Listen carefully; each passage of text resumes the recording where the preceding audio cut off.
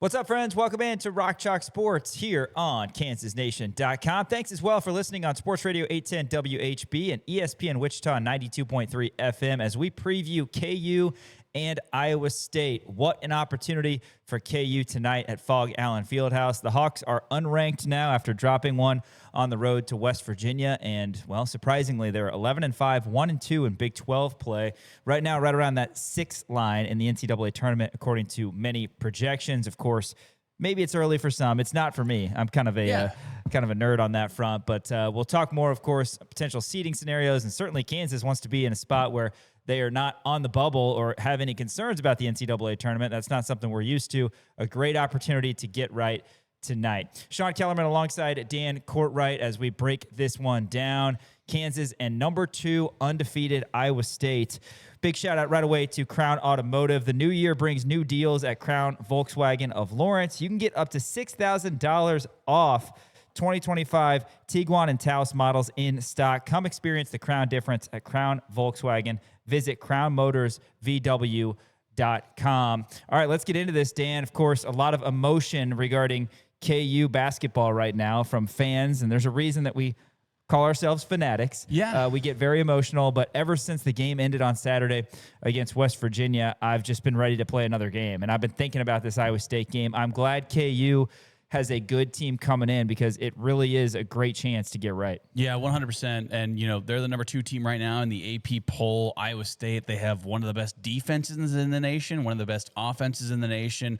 A lot of names that you're very familiar with because they've been there for quite a while. A lot of guys who are just complete total impact players, guys who are going to be potentially pros. But Iowa State, Kansas has played them 7 times, I believe, while Iowa State was ranked in Allen Fieldhouse, and Kansas has won all 7 of those games. So this is a big game for momentum swing for Kansas just because of the fact that you're coming off of a bad loss at West Virginia where you gave up a 22-2 run. Kansas really hung their hat on the fact that we are a defensive team. We like to grind it out with guys, and then all of a sudden you let up a 22-2 run, and the defense over the last 3 games, particularly in Big 12 play, has just completely fallen apart, and it's a different defense than what we've seen in the non-conference. The non-conference, the defense was a top 5 defense in the nation. They've dropped down quite a bit in terms of KenPom, in terms of defensive efficiency in the Big 12. So you got to really step it up there on the defensive side of the ball, but a really great opportunity for Kansas to get back on the right track. If Iowa State can come here as the number 2 team in the nation, Kansas can knock them off. This is going to do an insurmountable amount give them an insurmountable amount of momentum heading forward, a chance to really flip the script on what could be a bad season. There's a world, and we talked about this, where Kansas just goes into a tailspin and just completely, wets the bed, for lack of a better term, in terms of the Big 12. But at the same time, this game, this opportunity is the start of a very tough 6-game stretch. So you need to win this one in Allen Fieldhouse with Darren Peterson. You got to get some stuff from your bigs, and we'll get into this more in terms of who we want to see really stepped up to the forefront. But your defense has got to be better. You got to be more productive on offense, and you got to get to the free throw line is one of the main things. Yeah, Kansas down to 14th in KenPom defensive efficiency. They've been hovering around the top 7, top 8, but like you said, these last 3 games, the wheels have really fallen off as the 3 opponents Kansas has faced in Big 12 play have scored 86, 100, and 81 points, respectively, in reverse order. Kansas needs to get back to the team that held UConn, a top 5 team, to 61 points at Allen Fieldhouse back in early December. So a lot of room for improvement for this KU team. I certainly agree that there is a world where things just don't get better. I would be shocked if that happens because you've got a Hall of Fame coach on the sideline. You do have a lot of talent on this team, and guys just need to play better, and the competition is not going to get worse. Competition is going to get better. Kansas' competitiveness level needs to be much higher. Bill Self is going to talk about that. We're going to hear from Coach at Hawk Talk last night. We got some cuts when he was joined with Brian Haney over at Johnny's Tavern West Lawrence here in Lawrence. Bill Self said, hey, we got exposed on Saturday. We were exposed, obviously, during a stretch in the second half where we didn't do things well on either end, but it wasn't that much different as maybe even throughout the game, we still didn't put any type of pressure on them to get stops. I mean, they didn't have a lot of bad possessions. Now, sometimes we got stops when they still had a decent possession, but during that stretch, when you allow a team to have good possessions, and then they play to a mismatch 2 times in a row, and then we botch up a couple other things. Then it puts too much pressure on your offense to make shots. Like, to me, the sign of a real good team is when you think you're playing really poorly and you look up and you're up 21-16. That's a sign of a good team because they make the other team play poorly. Mm-hmm. This time, we may have been up 21-16, but during a certain stretch, when you're not playing well, you don't make the other team play poorly, and over a 4-minute stretch, you go from up 21-16 to down 32-21. And that can't happen, especially on the road, and that's what happened. We don't want to relive the West Virginia game for much longer. We want to put that behind us, like I said. But you mentioned the 22-2 run, which there was a 16-0 run in the middle of that as well. Kansas gave up an 18-1 run against TCU back last week when Kansas had a huge comeback win that if they didn't get at this point, they'd be 0-3. You don't want to put yourselves in positions where you have to scratch and claw for every game, but honestly, it's going to be like that in the Big 12. The biggest concern on the defensive side of the ball for Kansas during the 3 games in conference play has been not being able to stop these runs. And we like the roster from the standpoint of guys who can get to the free throw line, but that hasn't happened. Kansas hasn't been able to stop the bleeding. And Bill Self said post-game, we've been doing a lot of playing like there's still enough time on the clock, no matter if we get down, right? Can't have that. You got to have sort of an extra energy. You can't have somebody walk in Allen Fieldhouse like TCU and score upwards of 30 points the first 8 minutes of the second half. Right. It's just crazy, the stark difference from non-con to conference play. They got to get it back. Yeah, 100%. And, I don't really know what you can attribute that to, right? I mean, the defense was really good, and you add in Darren Peterson, which in theory is the common denominator, but Darren Peterson's upside on the defensive end of the ball is still really high. So that's not the factor, right? It's not the factor if Darren Peterson comes in, all of a sudden your defense goes to crap.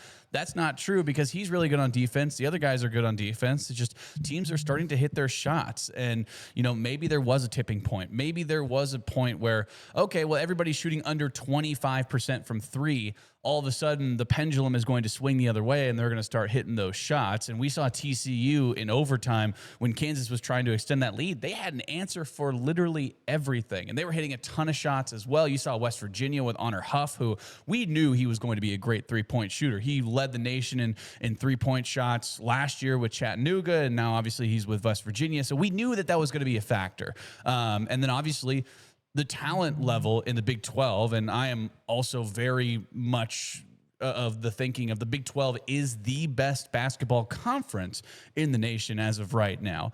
But the talent level is different, right? The speed of the game is different. And you play a lot of P4 level opponents in the non-con, but everybody's still trying to figure themselves out. Now you're in mid-January where teams are understanding what their role is, who they are, what their identity is. And Kansas still is kind of on a learning curve, especially with Darren Peterson, and just trying to be competitive in these games, has really been a struggle, and it's unfortunate, obviously. And you can't, we haven't seen Bill Self teams give up these kind of runs in the past. Now, against TCU, you had a little bit of Allen Fieldhouse magic and a little bit of luck go your way. Kansas winds up winning that one, but still, they went on a long run there, and about 11 minutes left in the second half, you thought, man, this game is completely over. TCU just comes in and kicks our butts. Kansas winds up winning that one. Similar thing out of West Virginia, but you didn't have the Allen Fieldhouse magic. You didn't have the home court advantage. You didn't have the luck spin your way, and all of a sudden, Kansas loses that one relatively handily. So really unfortunate, but again, like we were talking about, here's a really good opportunity to beat a top 2 team in the nation at your place to really try to turn the season around. More on Iowa State here in a second, but we're going to go back to Bill Self at Hawk Talk last night. The one thing I'll say about the three opponents Kansas has faced in Big 12 play, UCF, TCU, West Virginia, they've all been comfortable, and it's been easy for them to score. That's just not something that we're used to here at KU, so that's going to have to change. A lot of that comes down to competitiveness. Here's Bill Self talking about that last night. If you play 30 games and let's say 10 games you play really well, the chances of having a really good record those 10 games are 100%. Then if you play average 10 games, the chances, if you got good guys, the chances still having a good record is still pretty high. The key to having successful seasons is finding a way to win games when you're not your best. And the way you do that is make other teams play poorly, and we haven't done that. We actually did a decent job before break, but since break's been here, the last 3 games, we haven't done anything to make anybody play poorly.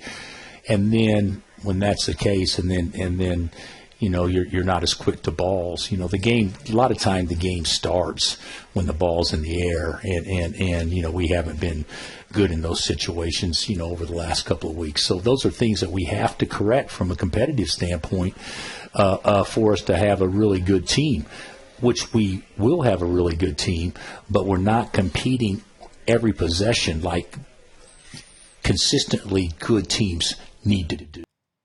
KU going to have to be very competitive every possession if they want to knock off the number 2 ranked team in the country, Iowa State, tonight. Iowa State coming to Allen Fieldhouse with a 16-0 record, 3-0 in Big 12 play. They're always a tough team. TJ Otzelberger has done an incredible job, but it's not a crazy thing to say that this is the best team he's had there in Ames. KU gets to face them twice this year. So the number 1 team in the country and the number 2 team in the country, KU gets to face twice when you only face 3 total Big 12 teams twice. Of course, the other for Kansas is K-State. But again, this is a great chance for KU to get right. 2 at home this week, Iowa State tonight, and then Baylor Friday. That's a 7 o'clock tip. Bill Self last night at Hawk Talk says this is a big week and a great opportunity. We need to get last week's taste out of our mouth. Best way to do it is to play a good opponent and play them at home and get everybody turned up and come out and play with a different energy level than what we have, over the last couple of weeks. But certainly we have that opportunity in front of us. Certainly is a big week, and we're going to talk about the Iowa State Cyclones. Sean Keller and Dan Court right here, rolling you through pregame before the Crimson and Blue Show here on Sports Radio 810 WHB and ESPN Wichita 92.3 FM, also on kansasnation.com. So appreciate everybody tuning in. Dan, a lot of talented pieces on this Iowa State roster. Momcilovic shooting 55% from 3. Lipsey has been there forever. He's a top point guard in the country. Joshua Jefferson has a triple-double to his name, and he's been a fantastic player. They've got a talented freshman in Killian Torrey. Give us some numbers and I guess what concerns you about this Iowa State roster. Yeah, I will. But first, I want to shout out everybody watching and listening on 810 Sports Radio 810 WHB, as well as ESPN Wichita 92.3. You can find us everywhere on social media at the Kansas Nation on Twitter, Instagram, and TikTok. Kansas Nation on Facebook, and check out Kansas Nation on YouTube as well. That's where we put out all of our stuff. And yes, I will get into the individual statistics for Iowa State. Like you said, Joshua Jefferson has been incredible this year. Starts with the head of the snake, I think, in Tamin Lipsey. Tamin Lipsey is averaging 14.5 points per game, but 5.5 rebounds per game, 2.4 steals per game. The guy is just everywhere. He's a facilitator. He's a scorer. He's a multi-level scorer as well. He can get to the basket. He can hit those threes.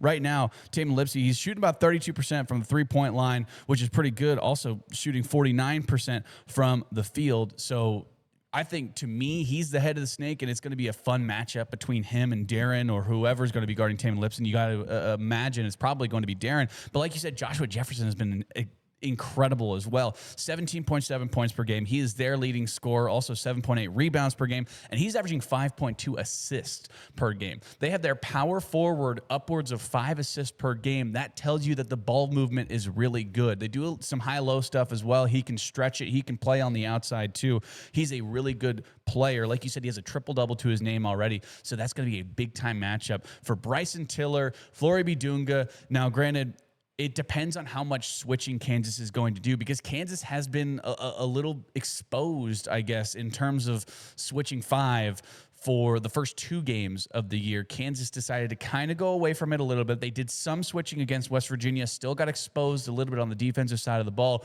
but you got Joshua Jefferson down low.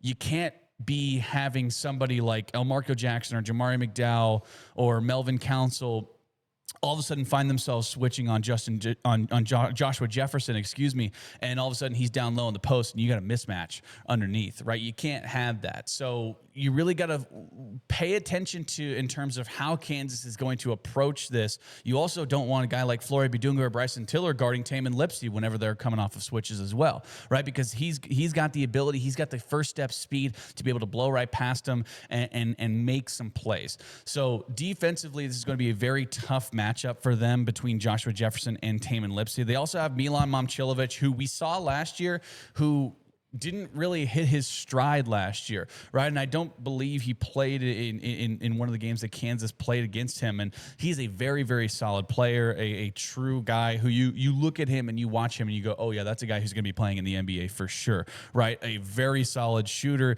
He's averaging 55% from the 3-point line, 17.6 points per game, 3.2 rebounds per game. Just a guy who's a very efficient scorer and who can get to the basket, who can make those shots, who is one of the most prolific scorers, I think, in all of college basketball right now. They also have Killian Torrey, 10.4 points per game, 2.9 assists per game, averaging almost 2 steals per game as well. So they have multi-level scorers at each individual position, which I think is a really it's really threatening for Kansas, right? Because we've seen the defense, the wheels kind of fall off of Kansas's defense over these last 3 games. Kansas, like you said, they're still top 14 in KenPom. That's taking into account the non-con as well. Over these last 3 games, it really has not been good, and the Kansas has really been taken advantage of on the defensive side of the ball. On the offensive side of the ball, they're a top 2 defense in the nation as well. So Kansas is going to have to find some secondary scoring option other than Darren Peterson. You do have Trey White, and Trey White has been fantastic. And yeah, you could say that he's the secondary scoring option, but I'm more so talking about the front court. The bigs need to do better. Flory Bidunga needs to play bigger. Bryson Tiller needs to play bigger. They need to get those long rebounds, defensive rebounds, offensive rebounds. They need to be able to finish around the basket. That's the way Kansas is going to be able to stay in this game. Well, Kansas is going to have to switch some just of course, each half-court possession. So there are going to be situations where you have, whether it's Elmarko Jackson, Jamari McDowell, there's guys who are going to have to contribute even in a mismatch scenario. If those guys are on Joshua Jefferson, Kansas will switch some. That doesn't mean they're going to switch 5 every single time. Yeah. They're not going to completely switch abandon some. it. Yeah. To me, the key is Momcilovic because he's such a good shooter. And again, he's an NBA scout's dream. 6'8", quick release, high release, and an extremely accurate 3-point shooter. I think if Kansas is able to limit him, then you can do enough offensively to, I don't want to say eliminate what Lipsey, Jefferson, and the other pieces can do, but if you make Momcilovic just kind of another guy out there, then I really like KU's chances because, again, he's a special talent. Bill Self last night at Hawk Talk spoke more in detail about Iowa State's pieces. TJ said the other day that he, said that Lipsey was the best point guard in the country. And you know what? You could make a strong case for that. But what's amazing about that is their 4-man has 10 more assists on the season than Lipsey does, and he's their point guard. That's how well Jefferson's playing and passing it. So they're actually playing Jefferson kind of a point forward, kind of like the Bulls used to do with Pippen. I mean, those two are playing great, and Momcilovic, we caught them last year when he wasn't quite healthy, if I'm not mistaken. He's healthy now. He's the leading shooter in America. I mean, he's shooting 55% from 3, and he's made 63 or 64 for the year. I think second place is just above 50. I mean, he's played terrific. And Buchanan has been a great addition inside at the 5 spot. But the one that people are not sleeping on, but going into the season people had no idea about, is Torrey, because he's a 6'3.5", 6'4" strong guard that, I mean, he's right there to be a lottery pick as a freshman. I mean, he's probably as good a defensive guard as there is in the country. That's Bill Self last night at Hawk Talk. We're going to hear Coach's keys against Iowa State tonight here briefly. But first, Dan Courtwright, tell us some of your keys. Yeah, I got some keys to the game. Number one, and I know it's kind of lame, I guess is probably the right word, but you got to get to the free throw line because we've talked about it kind of ad nauseum over these, at least last year, and then over the last couple of games, you got to get to the free throw line.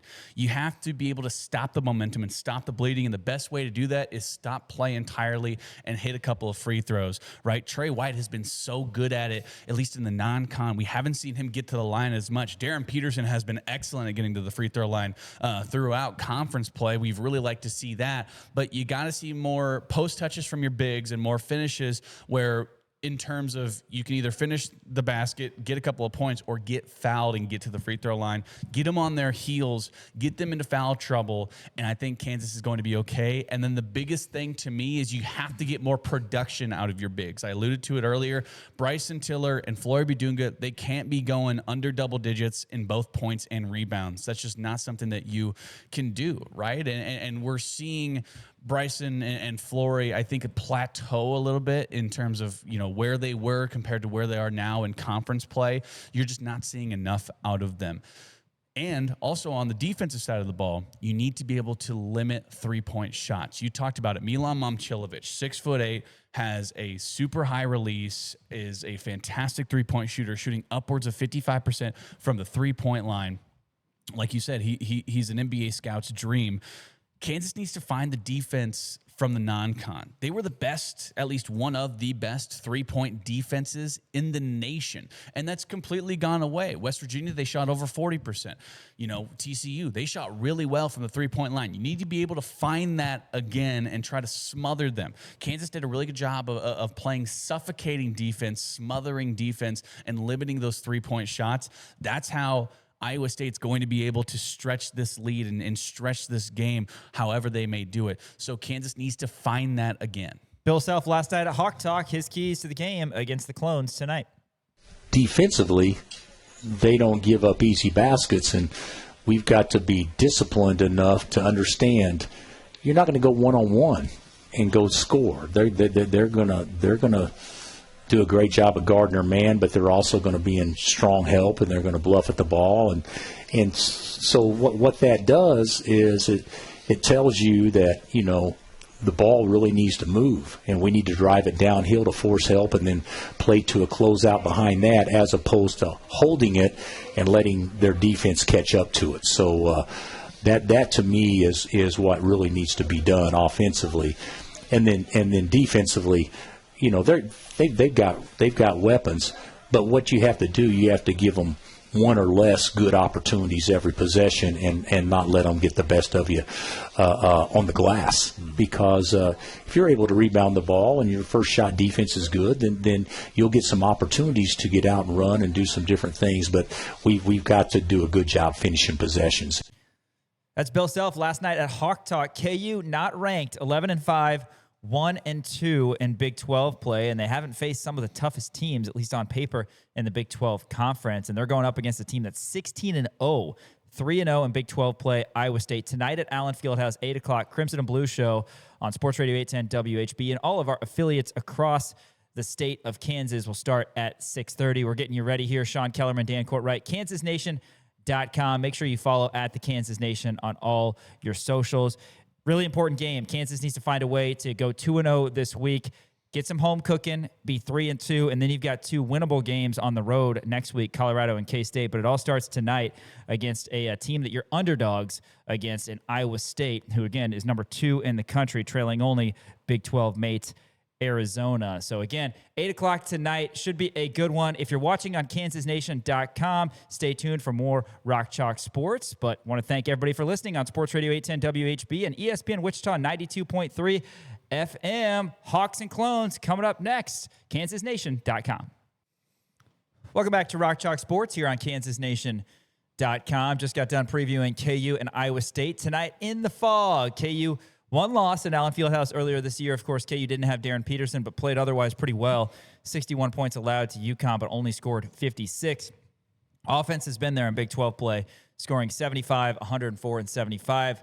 certainly enough points to win games, but the defense has not been there, taking a step back. We heard from Bill Self a lot last segment of Hawk Talk, talking about competitiveness, and this is going to be a game where every possession matters. Would love to see a hot start from KU. Certainly don't want to see, Dan, a situation where it's 10-2 or 12-2 Iowa State. Bill Self timeout early. Iowa State, already a very confident, well-coached team, is feeling good about themselves. Hawks got to start fast, got to get the crowd into it, and certainly cannot have Iowa State go on a long run. They're a good team. There's going to be ups and downs, but the long runs from the likes of West Virginia and TCU, that's not going to get it done tonight. I think this game is going to come down to who gets on their heels first. And if Kansas gets off to a really bad start, all of a sudden they're on their heels.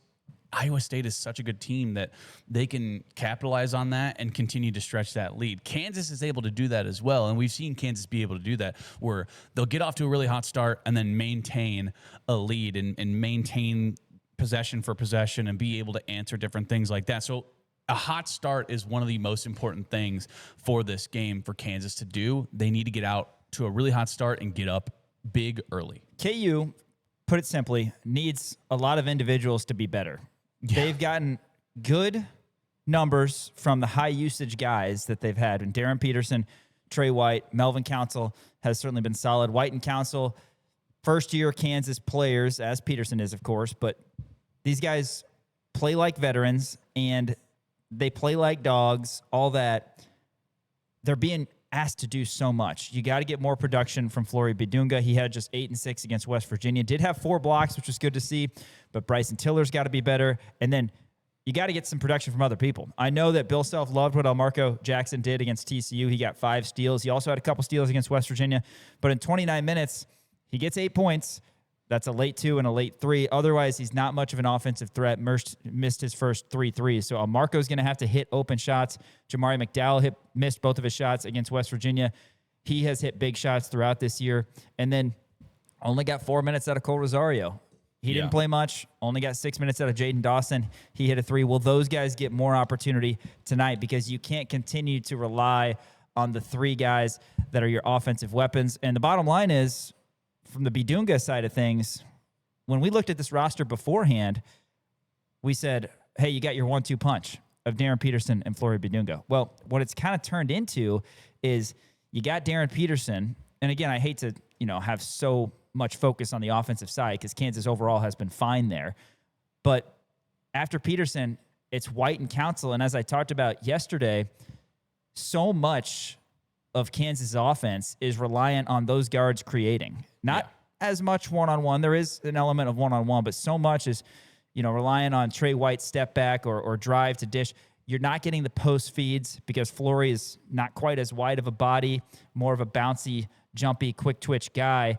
But you need somebody to throw it to on the block. And maybe that will be BT. BT has finished at times down low as well. You got to have something that draws the defense in because no matter who it is, if you're 3-4 feet away from the basket, then you're a threat because you're that close to the basket. So we have to see what Kansas can improve on that front. But most importantly, I mentioned the bouncy, the jumpy bigs Kansas has, and Flory and Bryson. Got to clean up the defensive rebounds. Got to compete for every ball when it's in the air, when it's on the ground. That's how Kansas is going to win. Yeah, 100%, right? And, you look at it, and I know that this word is overused, and it's one of Bill Self's favorite words, but over the last couple games, I mean, you hate to say it, but the bigs have been playing kind of soft, right? I mean, you're seeing Bryson Tiller not be a dominant big. You're seeing Flory Bidunga get swallowed up by different guys down low, and the post feeds aren't there. Now, is it a combination of, the feeds aren't there as opposed to them not getting open? Maybe it is, but you look at the offensive production that you're getting out of the bigs, and it's just not there. You need them to be able to step up in a big way. You do, and defensively, you got to be way better. Yeah, I couldn't believe my eyes at Allen Fieldhouse last week when TCU was scoring every possession, and that's just how it's been. I go back to how comfortable opponents have been against Kansas when opponents have the ball. Yeah. That's just not how it should be. And you go back again, it wasn't that long ago that KU pretty much shut down UConn. I mean, Mizzou's a good offensive team, and KU held them to 60 in Kansas City. All of a sudden, for whatever reason, Kansas has not been as locked in. They haven't been as competitive defensively, And maybe Saturday was that slap in the face that they need. Trey White rather went to the podium and said that after, but it's That's the not going to crazy get thing. easier. You got to go out and you got to compete and you got to find ways to get stops, particularly at game point. That's the insane thing, and that's why I don't know what you can attribute it to, is because we've seen this team be one of the best, if not the best defense in the nation. Like you said, they completely shut down UConn, which was a fantastic game. Kansas wound up losing that game, but still they held everybody. They did an excellent job on the defensive end. Like you said, with Mizzou, you know, you saw time and time again in the non-con, you go, oh man, this team, that's their identity's defense. And then it has been a complete 180. I mean, you're seeing Kansas, and maybe teams have just figured it out, and maybe teams are going, all right, we're gonna, you know, take advantage of the mismatches. We're gonna take advantage of off-ball screens. We're gonna take advantage of the switching, whatever it may be, right? But it has been such a complete 180 that you got to think it's at this point mental, maybe. I don't know.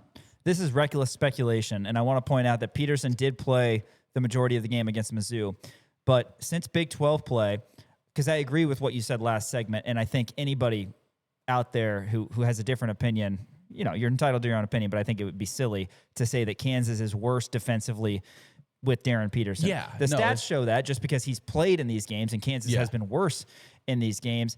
I wonder how much, again, reckless speculation, how much of Kansas struggles or maybe lack of competitiveness these last 3 games is solely due to the fact that they think they can outscore people because they have Peterson.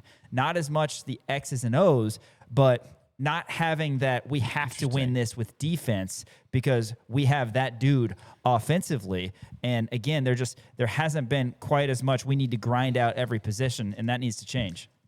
That's a good point. Because what was something that we talked about before with DP out is that there's one way to win games. Yeah. You got to do it defensively and with rebounding. Right, exactly. And they have to figure that out. And, you know, that allowed other guys to be able to step up, because when you have DP out there, it's really easy to slouch back and say, let Darren do it. You know what I mean? That's what we were concerned about. And we thought we got that fixed by DP not playing. But all of a sudden, DP comes back in the game. You're seeing, and this is on the offensive side of the ball, but you're seeing stickier feet. You're seeing not as much ball movement. You're seeing more forced shots. You're seeing the ball move through Darren in a different style of play from the other 4 guys out there on the court. And I think that's something that I didn't think about, that we had mentioned and talked about. I mean, it's not an X's and O's thing, right? Yeah, like we talked about Peterson is long. You said first segment that you think Peterson will be on Lipsy, I believe you said. I wouldn't be surprised, and again, we may switch a ton. We are going to switch some. Sure. We may end up switching 5. Who knows? But on paper, that's probably the matchup right away. Peterson lengthwise can match up better with Momcilovic because somebody's going to have to guard him. That's true. And, you know, is that going to be Bryson Tiller? We don't know. But again, a lot of switching. It'll be an interesting kind of side note for this game. But yeah, Kansas needs to get back to that mindset of the only way we're going to win games is doing it defensively. They've proven that. And even when they have DP, that's still the recipe to win. All right, Dan, Top 10 Tuesday. What do you got for us today? It is a Top 10 Tuesday. It's a very special Top 10 Tuesday. Thanks for bringing that up, Sean. So last week I did my top 10 things that I'm too young for, but I do anyway. This is my top 10 things that I'm too old for that I don't do anymore. Okay. So a little bit of a flip, I guess, in terms of what I did last week to this week. I'll go ahead. I'm getting old, man. Yes, you are. You are, and you're acting older by the day. I know it. That's the thing. I always make fun of Sean for being old, but I act way older than you. Oh, totally. It's embarrassing. But there's a lot of things on here that I think that you will probably agree with. I'll start off with number 10. Number 10 on my top 10 things that I'm too old for: skateboarding. Well, yeah. Have you done it before? Yeah. I had a skateboard. I was bad at it. I learned how to do an ollie where you just jump. I kickflip, no chance. That's way too technical for me. You know, like spinning the board. Yeah. Can't do any of it.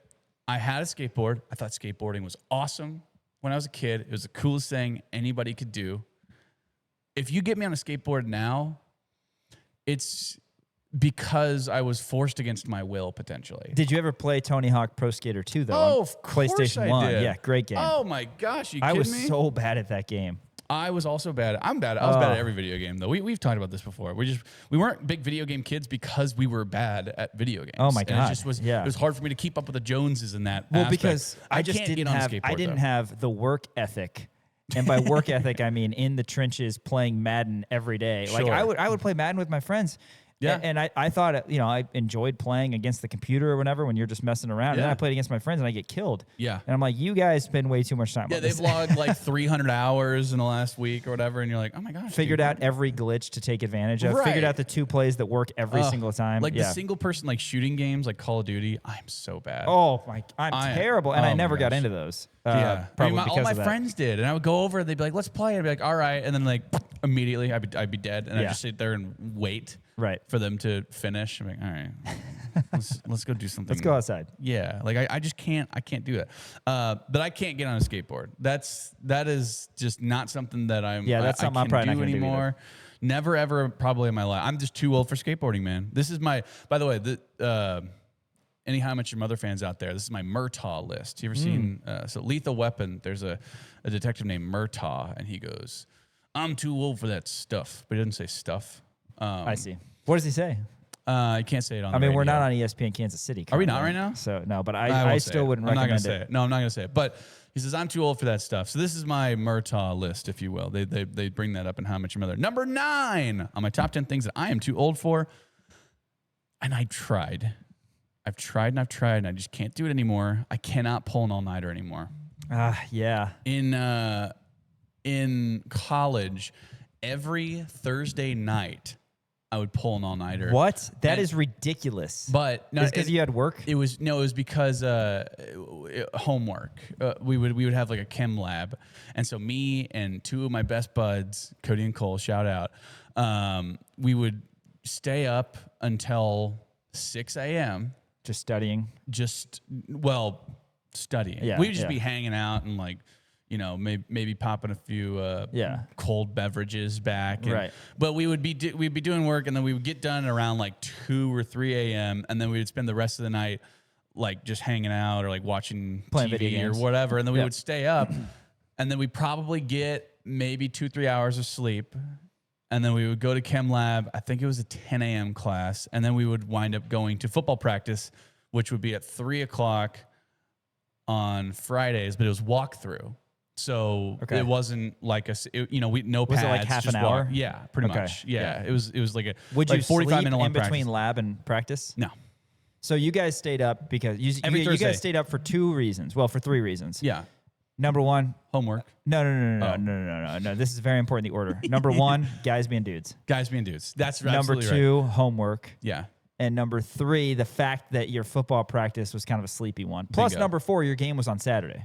Yeah. Right. True. Yeah. So yeah. you could sleep. Would you Yeah. sleep And before? we didn't play. Like, that's the thing. Right. We Would you didn't sleep play. in between lab and practice, or would you sleep after lab? I would or just usually wait? so Friday nights, gosh, and this is actually insane. I would still go out on Friday night. Yeah. Like I'd go like 2 straight days running on like 3 hours of sleep Every week. every single Thursday. That's and it great. Was unbelievable. Thursdays But were maybe my favorite night in college too, because it was they're great. schooner night at Louise's, and Yeah. it was like $250 for a schooner. Now it's like $5. my gosh.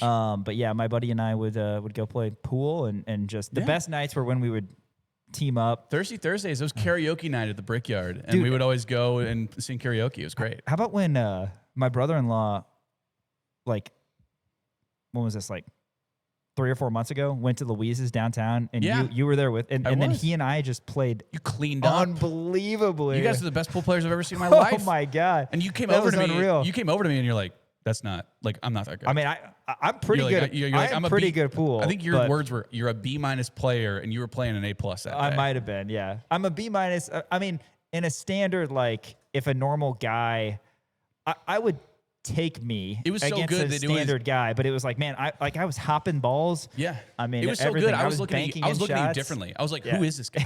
This is not the Sean I know." Yeah. I've never seen you play pool, but I was like, Yeah. "He's never talked to me. He's never talked about how good he is at pool." I know. I guess it would That's be how like your if- ping pong. Yeah. If I was that good at pool, I'd be talking about it like I talk about how I am at whistling. Yeah. That's how good you playing pool that day. That's how good I am at whistling. You know who doesn't dig guys who are good at pool? Chicks. That's also true. Yes. I have heard the chicks dig the long ball, though, so we'll see. All right, number 8. Number 8 on my top 10 things I am too old for, trampoline parks. Can't do it. My knees, my ankles. I have. God, they're so fun. I have broken. I'm sure they are.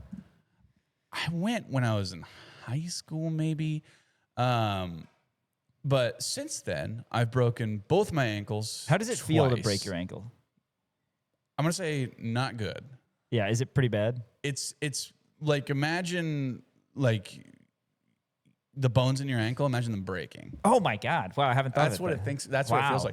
like. It's horrible. God, you're always good with metaphors, but that may Am be I your really best good? one. Yeah, it's that off the top of the head. I can't believe I just can't believe I came up with that. Yeah, it's horrible. No, it's awful. I broke my foot. I broke both my ankles. Broke my hand. Broke my pinky twice. A lot of bad injuries. My knees are starting to creak. Like I'm at the point now where I can tell when it's gonna rain, which is bad.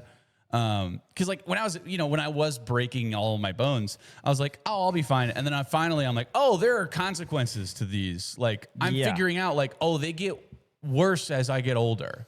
God, trampoline parks are great though. You get a little basketball hoop. And See, but that's the thing. I can't like. I used to be a dog on a trampoline. Oh man, I was doing double backflips and doing all sorts of crazy stuff. You can't. I mean, I just can't do it.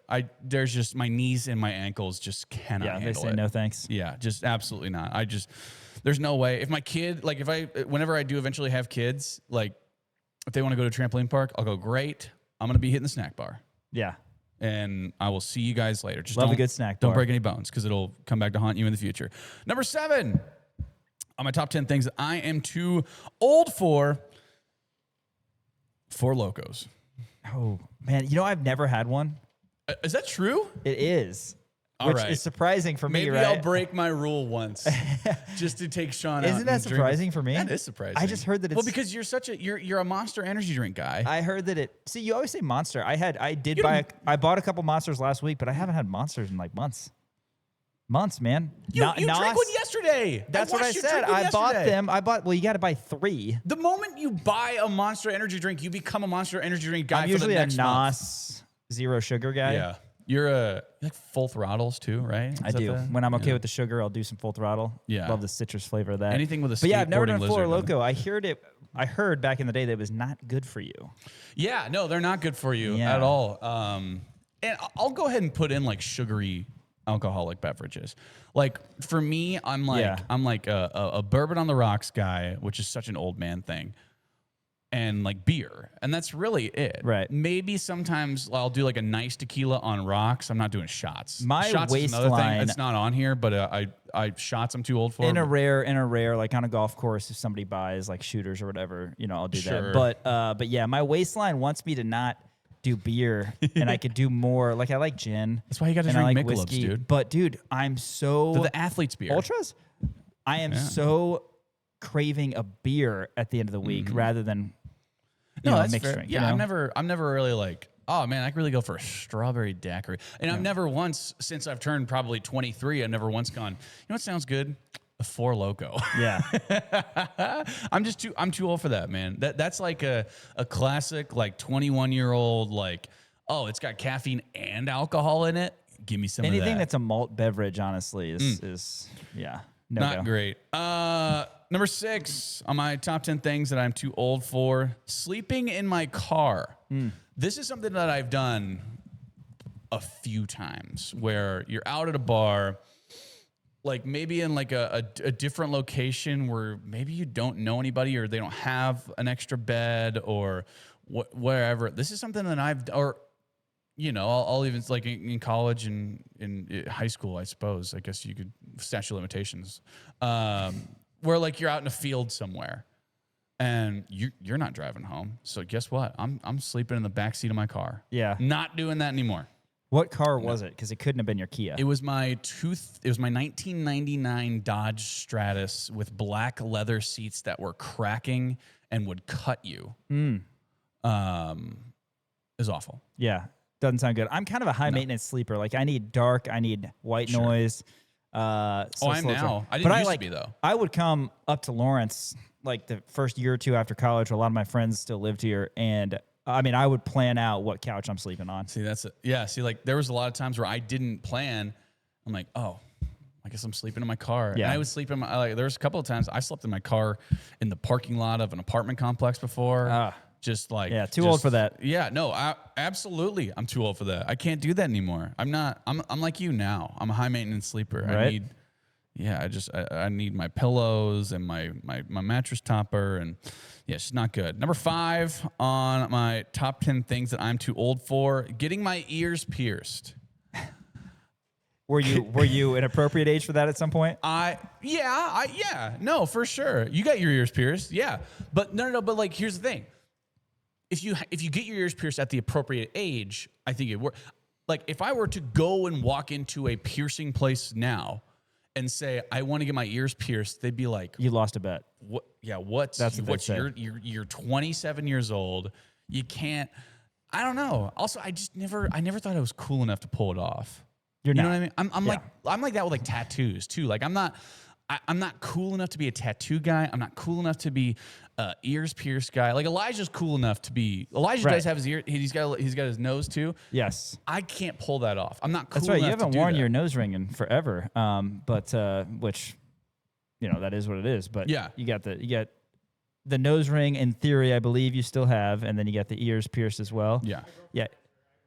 Eyebrow, Eyebrow see, and pierced. that's like I Maybe just, you could I'm- pull that off. I'm Maybe you too could pull old off the eyebrow. Yeah, but I'm too old for it. Like I can't Yeah. walk. Like if I walk, like that's the thing. If I walk into a piercing place and I'm like, I want to get like my ears pierced, he's like, what? Like that's the first question is, did you lose a bet? Yeah. Yeah. You or can't- tattoo. Tattoo I couldn't see. Yeah, I just can't. Yeah. I just can't pull it off, man. And look, Maybe in your younger days. yeah, maybe. I don't know. Like I said, there was a time where it was probably appropriate for me. Like high school, maybe For you to consider in it, college. In college, I remember my sophomore year, there's a girl with a ear piercing gun, and she pierced like 15 guys' ears. Yeah, and that's- the football coaches were not happy. No, about I'm it. sure. I'm sure. It was really gross, and some of them got infected. Not great, but I don't know. I just can't get my ears pierced. I'm just a little too old for it. Number 4 on my top 10 things that I'm too old for: speeding. What? Okay. No. Here's the thing. Never too old for speeding. I've heard. My rule of thumb is 6 to 7, and I'm not making this the Taylor and Kinney joke, but this has always been 6 to 7 miles per hour over is the maximum amount I will go over if I'm like late for something or if I'm on the highway or whatever it may be. When I was younger, oh man, I was such an idiot. I was flying everywhere. It was so stupid of me too, and I've learned my lesson now. But I don't like if a guy wants to like race me on the road, I'm like, okay, you win. See, Like, I think the rule of thumb is 5 over. Unless you're on the highway, then it's 9. my maximum is 6 or 7. Yeah. I'll typically go 5 when I'm in town. Good for you. When God, I'm in town, I you're go the such speed limit. You're such a good. Yeah, I'm a good you're such a Samaritan. good driver, good Samaritan. Yeah, exactly.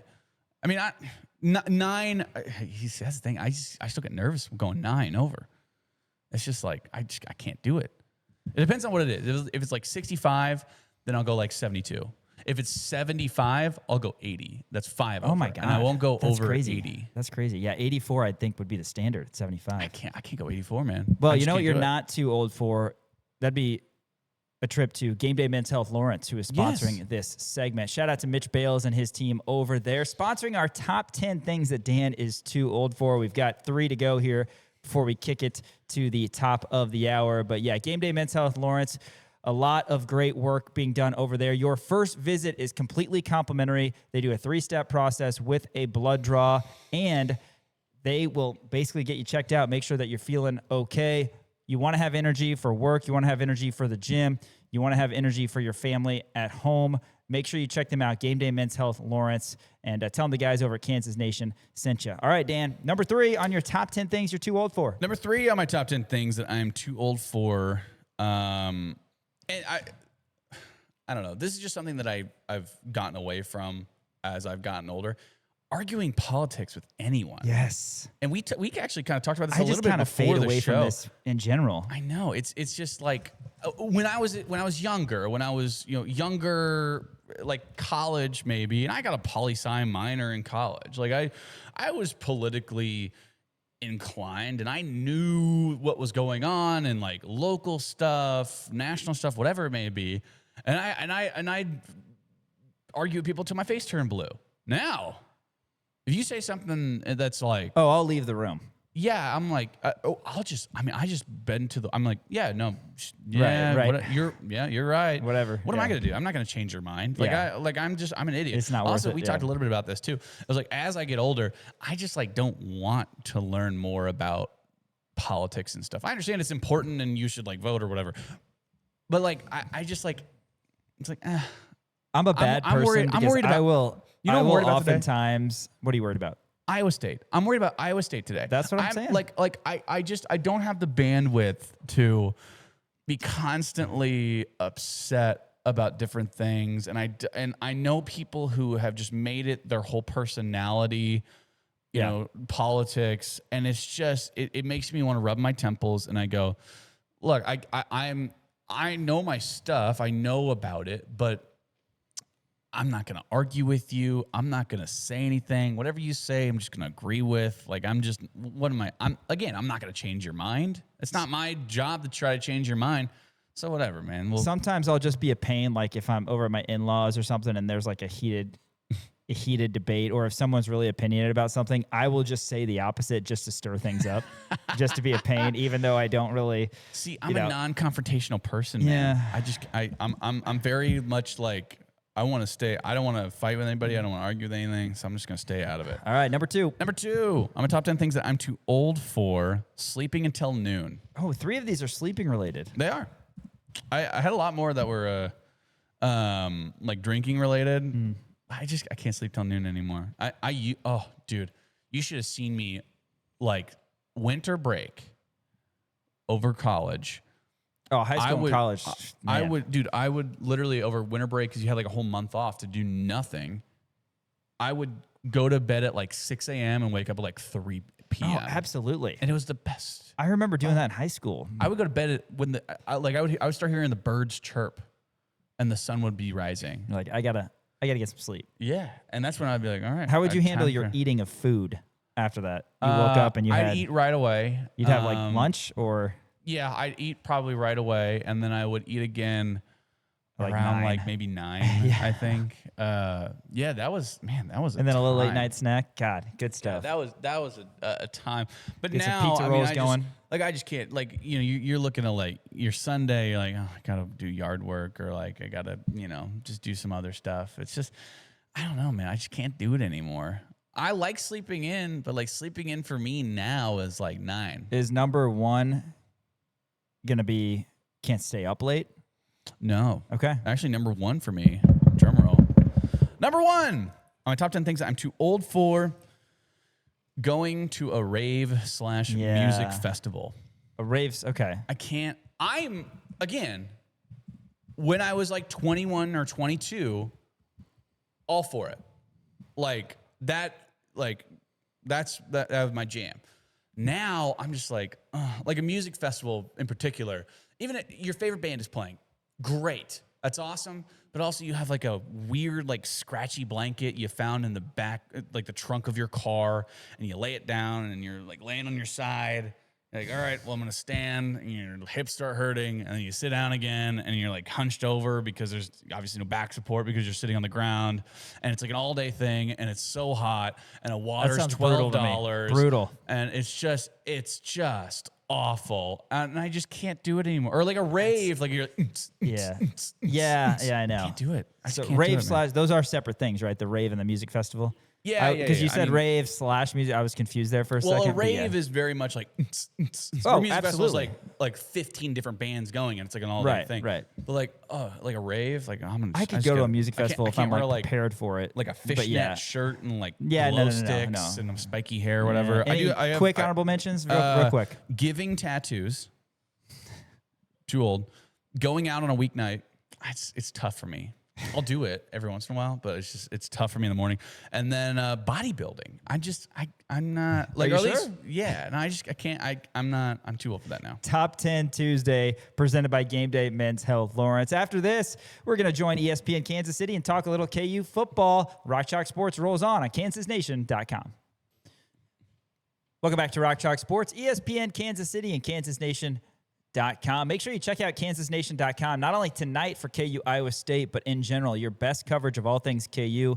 Got a Kansas football transfer portal tracker up there. You also have all sorts of press conferences. You got Big 12 news, KU Mizzou news, if you feel so inclined to need that as well. kansasnation.com. Also Twitter, TikTok, Instagram, Facebook, Apple Podcasts, Spotify, YouTube. Give us some likes. Give us some subscriptions. We really appreciate that. And there's a new episode of The Jayhawker featuring Tyrell Reed, highlighting Dr. Scott Scooter Ward. Of course, Dr. Ward, who we lost a few weeks ago, is being honored by the Kansas men's basketball players the rest of the season with an SW patch on their jerseys. So check out that new episode of The Jayhawker, kansasnation.com. Yeah, 100%. I mean, it's not often you see a guy with that big of an impact, with a patch on the jersey for the rest of the year, that tells you how much of an impact he had on these players and on the program since his time at Kansas. So, go ahead and check that out, kansasnation.com. Hey, wanted to talk a little KU football as a new addition, first off, via the portal. Kevin Otis. He's a defensive lineman from Arkansas. Only played in one game last year, had 2 tackles against Arkansas State, but he's a former 3-star recruit, a lot of really good size, and there's a lot of defensive linemen who are coming over to Kansas in this transfer portal class. So that's, getting some big additions. Obviously, you're losing a lot of guys. You look at the DJ Withers, the Tommy Dunns of the world, the Keenan Caldwells of the world, right? You have Blake Harreld and Marcus Calvin coming back, which are great, but need to really beef up the defensive line, and they're doing an excellent job of doing that. But I wanted to kind of expand on Andy Kotelnicki and just kind of talk about the state of KU football and where they are right now. Obviously, Andy Kotelnicki was here, offensive coordinator from 2022 and 2023. Then he leaves to go take the Penn State job. Then you have Jeff Grimes 2 years ago in 2024. And then last year, you had Jim Zebrowski at the helm in 2025. I have some numbers, and when you look at the numbers, it's a little shocking, kind of how similar they are, right? And you look kind of, in terms of scoring, is the biggest discrepancy in all of this. But with rushing yards, Kansas was phenomenal on the ground back in 2022 and 2023 when Andy Kotelnicki was here at the helm. You almost had 3,000 total rushing yards back in 2023 for the Jayhawks on nearly 500 attempts, 499 attempts. You also had 5.4 yards per carry, which is really impressive. 32 touchdowns on the ground in terms of the rushing game. Then you look at the Jeff Grimes era, where rushing, you had 2,700 yards for 60 carries and 5.5 yards per attempt. But there is a common denominator there, and you did have Devin Neal on all 3 of the teams back in 22, 23, and 24. Yeah, and that's noteworthy. So that's the thing, is that you look at 2025, and the rushing yards just went down. You had 2,200, so you're down almost 1,000 yards right there. Not nearly as many of attempts, not nearly as many yards per attempt, and you also had 17 rushing touchdowns last year on the ground, whereas opposed to 2023, you had 32 rushing touchdowns. Back in 2022, you had 29 rushing touchdowns. I'll even say back in 2024 with Jeff Grimes, you had 29, right? So rushing attack with Devin Neal obviously was a lot better, and you had such a dynamic playmaker in Devin Neal. You also had, Daniel Highshaw back there. You had some different guys, but Devin Neal being utilized in an Andy Kotelnicki offense was a lot of fun to see. Like I said, you had almost 3,000 rushing yards on the year, and I'll also say a lot of those rushing yards did come from Jalen Daniels in the option, right? This is something that we've talked about a ton, where watching Jalen Daniels in the option is one of my favorite things in the world. It's up there with puppies and rainbows. Watching Kansas run the option with a dual threat quarterback like Jalen Daniels, with a guy in the backfield who's also a threat like Devin Neal, whoever it was taking that option pitch, it was poetry in motion. And you kind of saw that go away. You saw more inside zone. You saw more,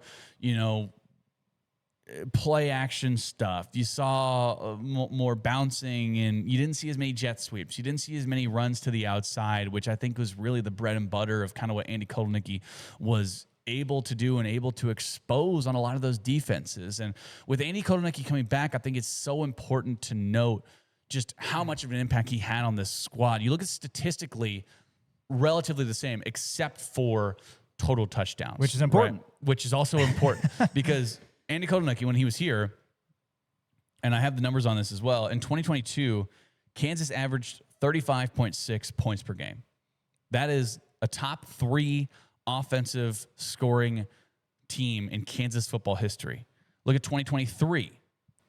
Kansas averaged 34.7 points per game, which is, again, top 3 offensive scoring teams in Kansas football history.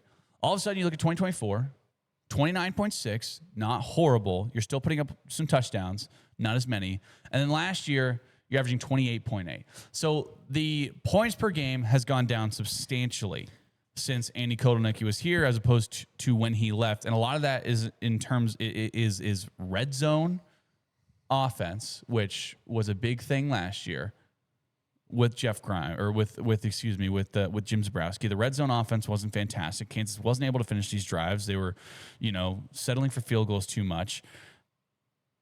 And you didn't have the running threat of Devin Neal, and you didn't have the running threat on the outside with Jalen Daniels because you didn't run it a lot. It might not look like a lot, but that's a full touchdown difference. Yeah. A full touchdown difference from the years Kotelnicki was here to either of the last 2 years. And I say it might not look like a lot in terms of, yardage and things like that, but you're scoring touchdowns up in the 60s number to the high 40s. How many games did Kansas lose by one possession the last 2 years? A lot. I mean, that's noteworthy. And it's not just the offense. Obviously, defense played a part. Special teams played a part as well in some of those gaffes that cost Kansas games. But that's a full touchdown difference. Big 12 football, as we've seen a lot of times, comes down to the final possession, and Kansas didn't execute oftentimes on the offensive side. So that's a key thing as well. And, yeah, you didn't have Devin Neal next year. I want to go back, though, to what Kevin Flaherty said yesterday.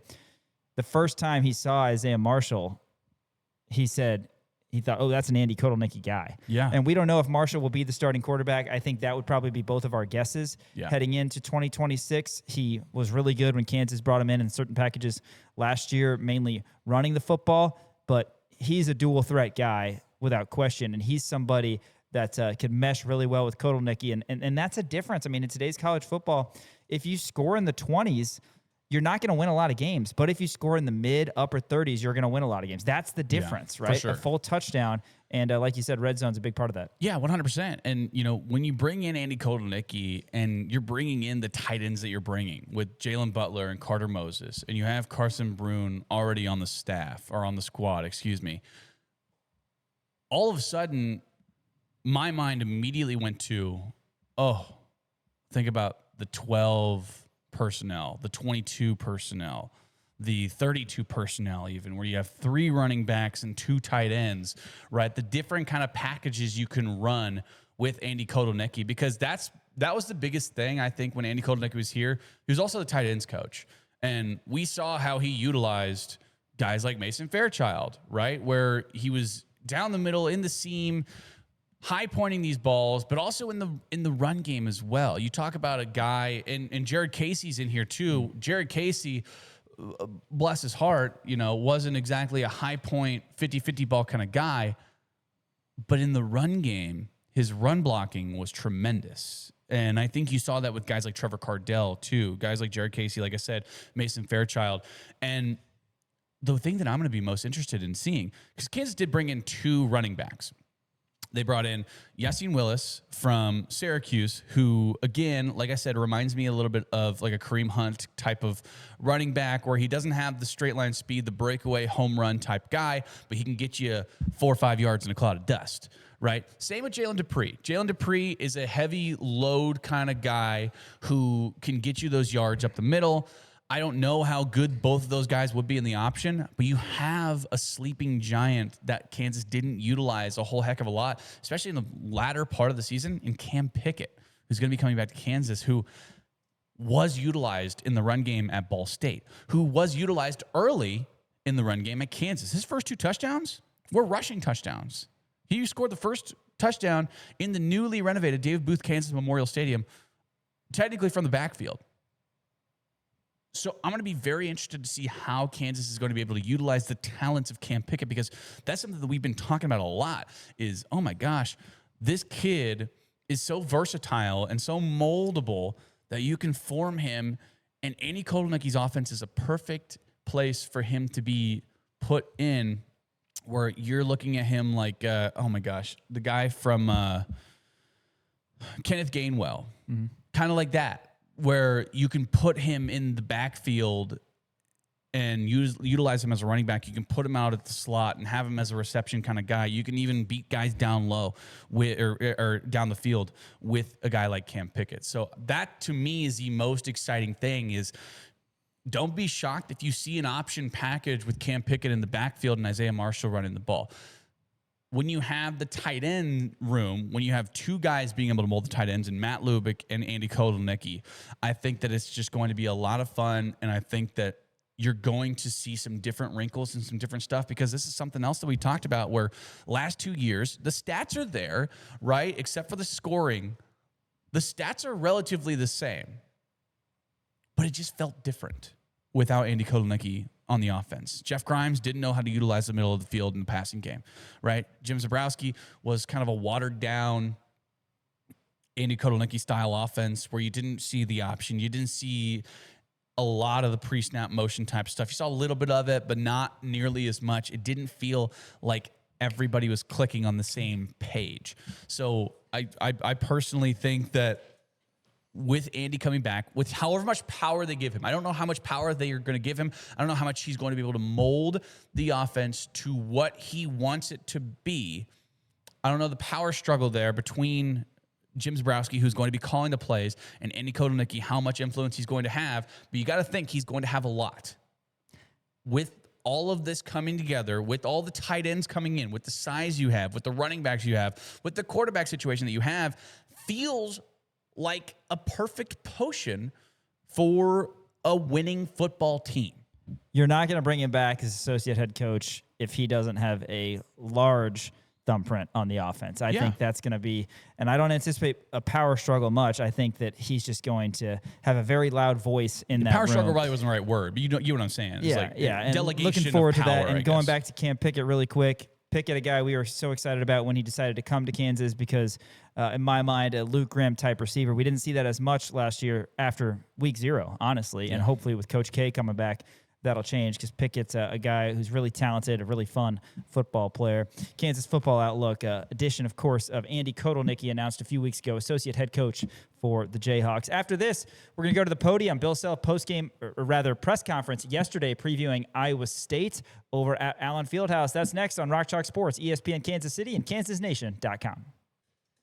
Huge one tonight as KU hosts number 2 and undefeated Iowa State at Allen Fieldhouse, 8 o'clock. Crimson and Blue Show starts at 6:30 across the Jayhawk Radio Network. Dan, tell us about Crown Automotive on South Iowa. Yeah, I'd love to. Over in my neck of the woods, South Iowa Street, Crown Automotive, they will do everything in their power to get you in the car that fits your lifestyle. A whole line of new Toyotas and Volkswagens, 2 of the best cars you can get in terms of longevity, in terms of life, in terms of, safety. Both are fantastic cars. I believe the Toyota Camry was the most sold car in America over this last year. I could be wrong about that. Double check me on that.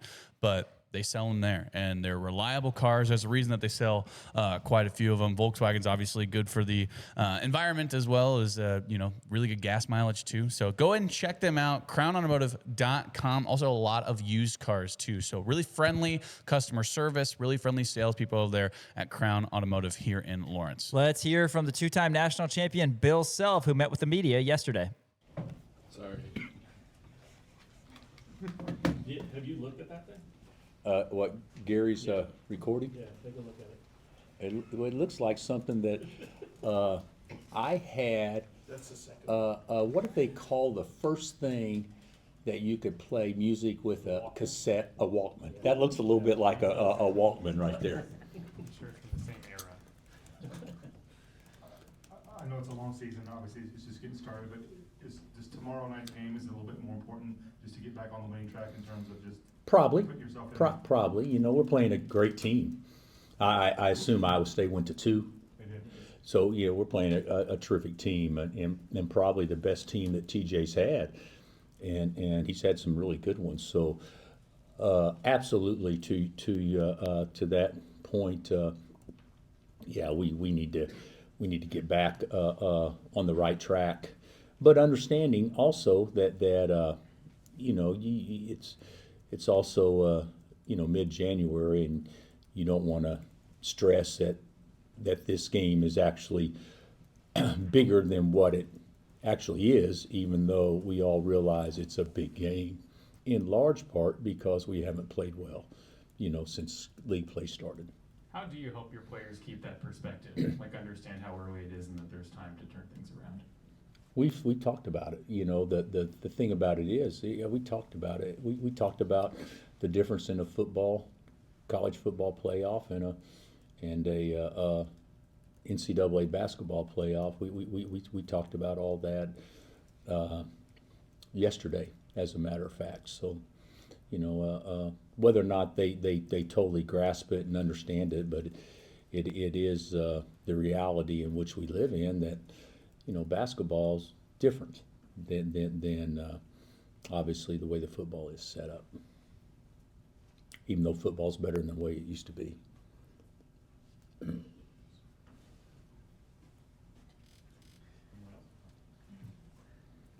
Curious when you go back. Oh, you go, Gary. How, I know the defense was ranked in the top 5 in the country before Christmas. What's the difference? You know, I don't think our intensity, our making others play bad, get them out of comfort zones. A lot of times your defense can look better than what it is when other teams miss shots and balls bounce your way, and sometimes your defense looks worse than what it actually is. But based on, Huff made 3 off of, really hard shots, but that's what he does. So we can't be surprised by that. But the biggest thing is that I don't think our physicality and being able to just like them backing us down on the post multiple times there whenever they made their run, we didn't put up much resistance, which I think is certainly an elephant that we have to play stronger, but we also got to play tougher. Maybe you mentioned it there, but in terms of opponent three-point shooting, for a long time it was 25%. Over the last 3 games, I think it's like 40. When you go back and look at the tape, do you view things as though this is kind of variance, or is it allowing guys to get to specific spots they like? Like, how do you evaluate kind of the three-point defense? I don't think it's as much guys getting to different spots. Like the other day, they made 4 threes in the first half that we actually wanted them to take. And then, Huff threw in 1 or 2 more that by scouting report and by percentages, that's probably the percentage play. And they made us pay for doing that. So a lot of that stuff is on us. I will say the best defensive teams probably have the mindset, we're not going to let anybody score or get off good looks regardless of percentages. And we probably didn't do a good job with that the other day. But, just take it for what it's worth.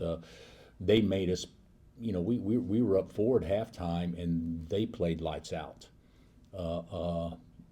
with guys scoring the ball in ways that they hadn't been scoring the ball. So give them credit on that. And in the second half, they just played better than us.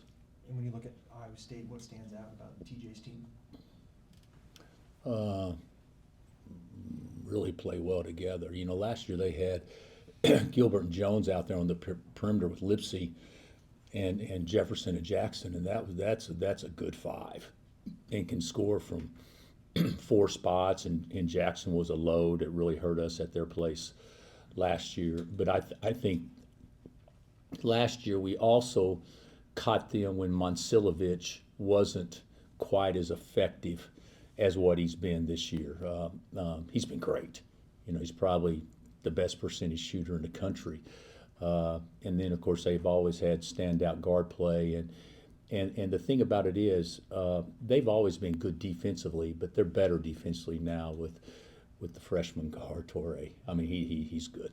And he's probably about as good a perimeter defender as we have in our league. So that'll be a big challenge. And then they share the ball offensively. And, TJ said the other day that he thought he had the best point guard in the country in Lipsy after the Baylor game, which you can make a case for that when you talk about winning and all that stuff. No doubt about that.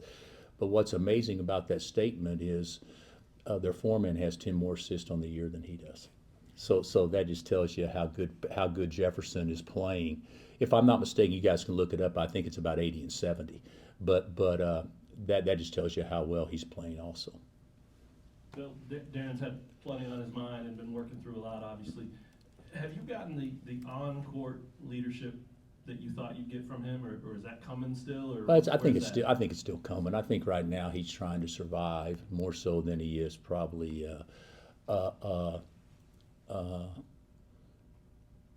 be everything to everybody. He's probably thinking, well, God, if I can just stay out there, that kind of stuff. And so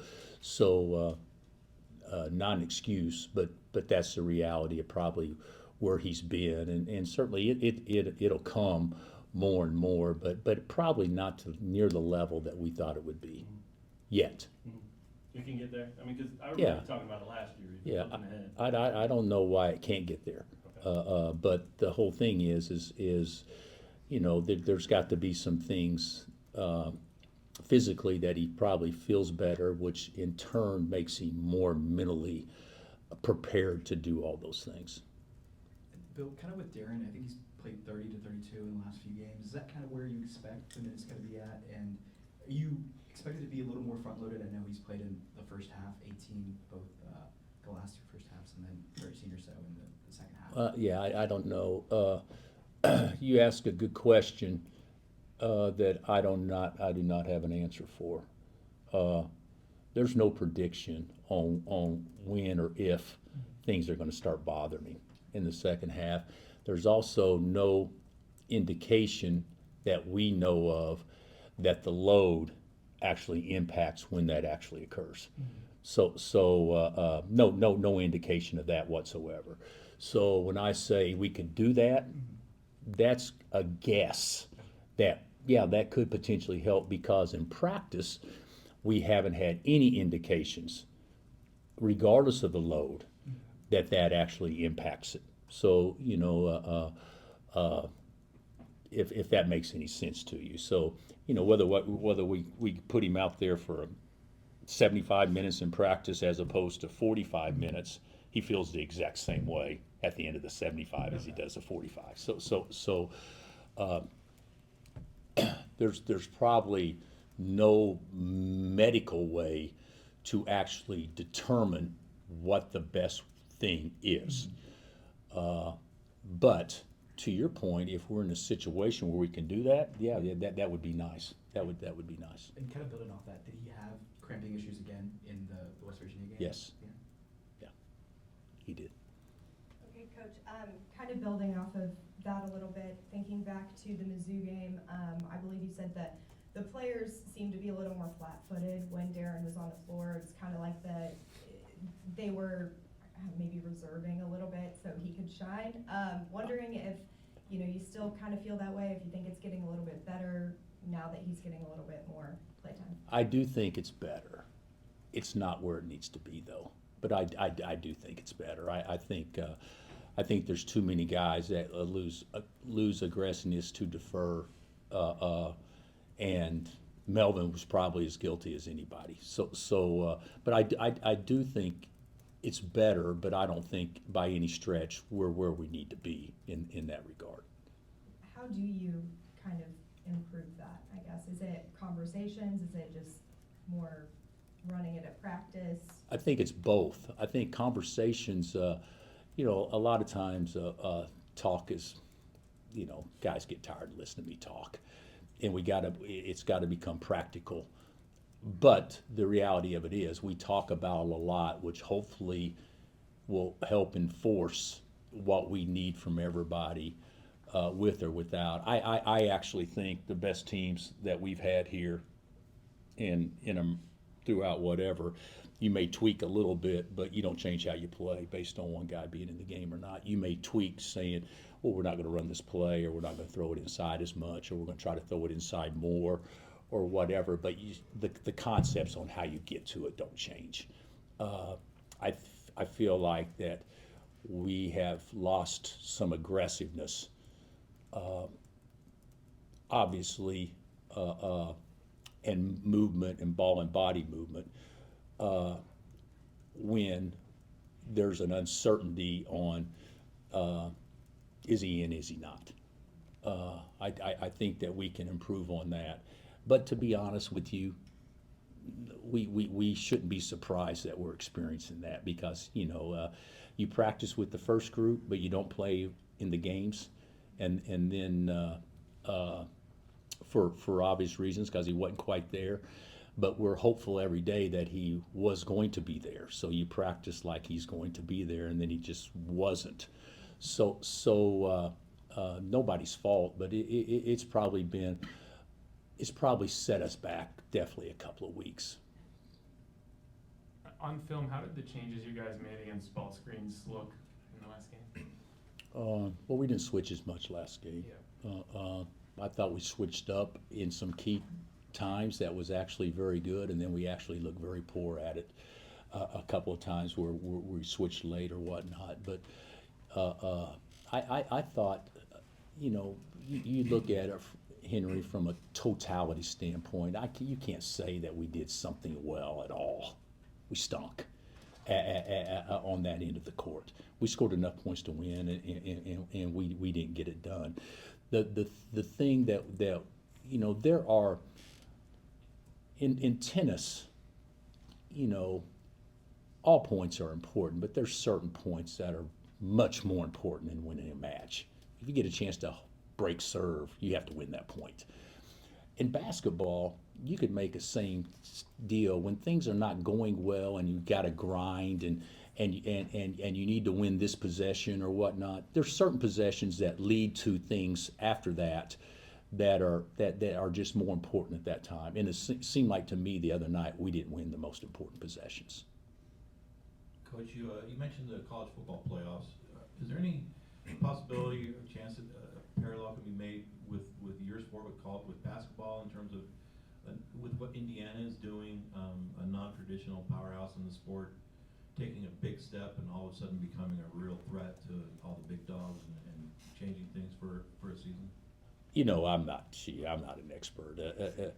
It looks like to me that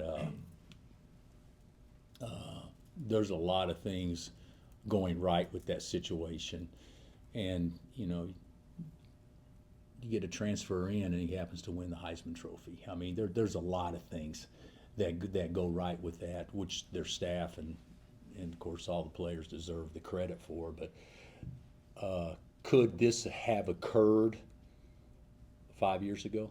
I'd say absolutely not. I don't know that the Heisman Trophy winner is transferring to Indiana 5 years ago. Not saying it couldn't have happened, because his brother was there and there were extenuating circumstances, I know. But I would say the fact of the matter that, you know, kids wouldn't even transfer because nobody wanted to sit out. And so it's a different world, and it's certainly, you know, impacted college basketball too. But, you know, that it is the world in which we live in, but that, you know, by no means is that a reason for not having success. That it's no excuse. Everybody needs to adjust, and everybody has the opportunity to adjust, and as long as you can spend money, there's absolutely no excuses on not adjusting. But I think the Indiana deal, there's been say whatever reasons you have. You know, you have I don't even know if it's arguably. You have the best football player in America, along with the best coach and the staff in America this particular year, and everything else going right. It's pretty tough formula to deal with. Bill, after Saturday's loss, in your own way of saying it, that playing these conference games has become the hardest it's maybe ever been. Yeah. Does that place a greater emphasis on protecting home court? I think it does. I think to your point, you know, people can say whatever they want to. We played 3 really good teams the day they played us, because large part they played really well, and then we didn't do anything to keep them from playing well. I think that's a fair statement. That would be hard to disagree with. But with that being said, what I've said all along about our league is most leagues give the appearance of being top heavy and bottom heavy. This league doesn't give that appearance at all. This league gives the appearance of being very top heavy and middle heavy, and which makes all the games hard. So if you don't play well, there's a good chance you're not going to be successful. The one thing that is ultimately different is if you just have more talent than everybody every time you line up, then you still have a chance not to be very good and still get a W. The bottom line with us, we don't have that margin for error, which most teams in America do. You got to bring it every night, and we haven't consistently done that since the league started. So matter of fact, we've probably only done it just a sample size of minutes, potentially what we could. So it does make the home court seem even more valuable. Absolutely. All right, thanks, Coach. Oh, Gary? Since the game, what's the mental framework of the team? What's the mood of the team? I actually was very encouraged Sunday, and I was very encouraged yesterday. Yesterday was Sunday, and from the little bit I've talked to the guys today, I'm encouraged. So we'll see how it works. But yesterday was a good day. You guys obviously have to ask the questions, but sometimes our communication, our time with the guys isn't exactly what you guys think it has been. Like, we haven't lived with them since Saturday. You know, we did meet yesterday. We watched tape and we walked over what we need to walk over. But as far as a full-on practice and everything, we hadn't done that yet since our game. So that'll be today. Do you want a lot out of the seniors when things are not going as well? And do you think they're stepping up? I don't think that Trey and Melvin have been bad at all.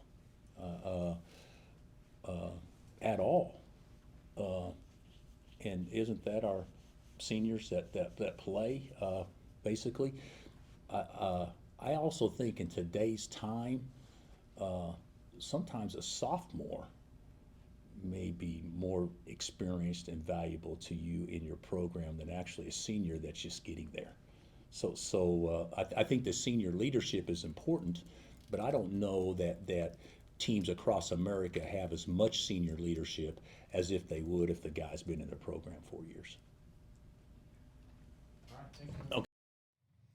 That's Bill Self talking all things Iowa State and much more as Kansas battles the Cyclones tonight, 8 o'clock at Allen Fieldhouse. Jay Billis is going to be on the call for ESPN. Yeah. You can listen on Sports Radio Shout 810 WHB, the Jayhawk Radio Network with Brian Haney and Greg Gurley. I'll be on air with David Lawrence for the Crimson and Blue Show at 6:30. After this, though, we're talking NFL Wild Card Weekend as the final spot in the divisional round was decided last night. Rock Chalk Sports rolls on. ESPN Kansas City, KansasNation.com.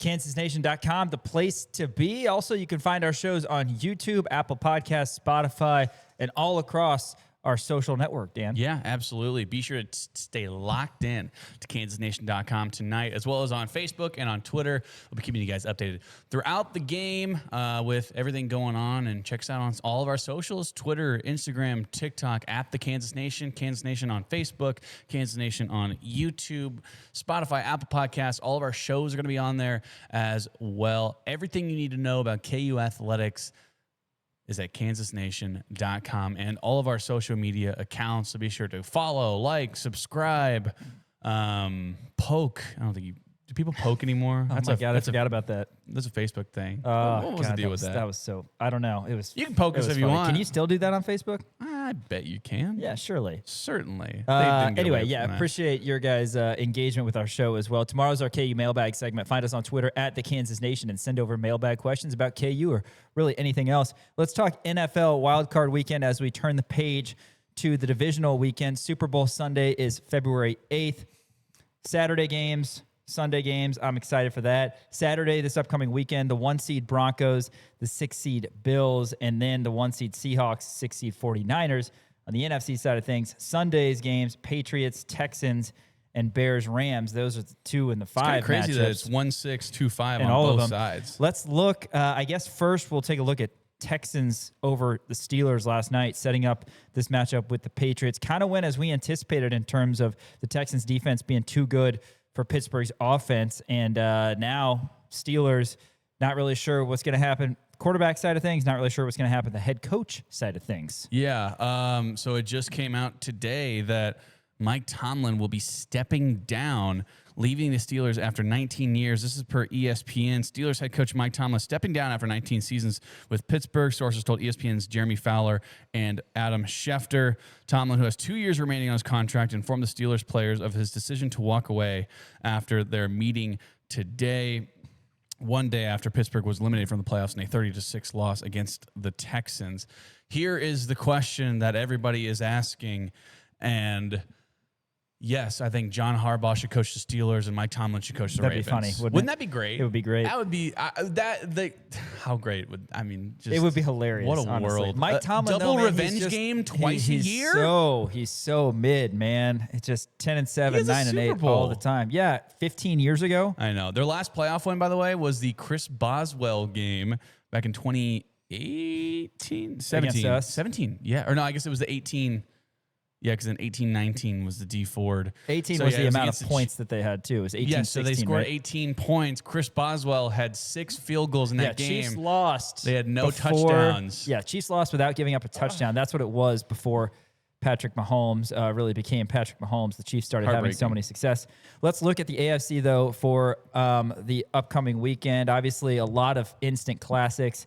Last night's game notwithstanding. But Texans-Patriots, again, the Patriots are the 2 seed. They're -3 against the Texans. I think the Texans defense is going to cause more problems gosh. for the Patriots. Now, Drake May, MVP candidate, obviously, he's top 2 MVP conversation. We'll have game picks a little bit later in the week, but initial thoughts on this one. Yeah, I think that after watching the Chargers and the Patriots game, the offensive line for the Patriots needs some beefing up. I just don't know if they're there yet. I don't know if they're ready yet to be a Super Bowl contender with the offensive line that they have. Drake May has been fantastic, right? And you look at all of their weapons. Ramondre Stevenson has been great. Their defense has been really good.